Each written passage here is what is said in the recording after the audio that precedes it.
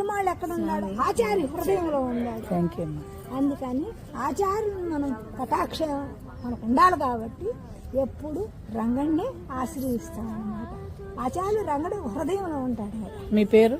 నా రామానుజమ్మ మా గురువు గారు పెట్టారు. నా పేరు పెద్దలు పెట్టింది సుబ్బమ్మ. అది అట్లాగా జీవితం అంటే 84 లక్షల జీవరాశుల్లో పుడతా గిడతా ఆ చక్రంలోనే తిరిగే కాడికన్నా ఆచార్యులు తిరుగుడుగలు నమ్ముకుంటే నీ జన్మలన్నా నాకేం సంబంధం లేదు. జన్మలు మానవ జన్మే ఇయ్యి. మానవ జన్మ ఇచ్చినా నువ్వు నన్ను తోడు ఆచార్య సంబంధాన్ని కలగజెప్పి నా హృదయానికి. అది తప్ప ఎన్ని జన్మలు ఇస్తావో, వైకుంఠం ఇస్తావో, పరమపదం ఇస్తావో, నరకం ఇస్తావో, ఏమన్నా నాకు సంబంధం లేదు. నువ్వే నాకు దిక్కు.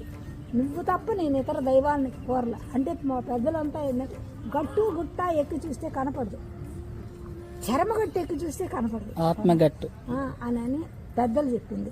మా పెదనాయన, మా చిన్నాయనలు, పెదనాయనలు, మా తాతగారు ఒక పాట రాశారు. రంగాదాముని కొండ పైన బంగారం పూగుళ్ళున్నావి,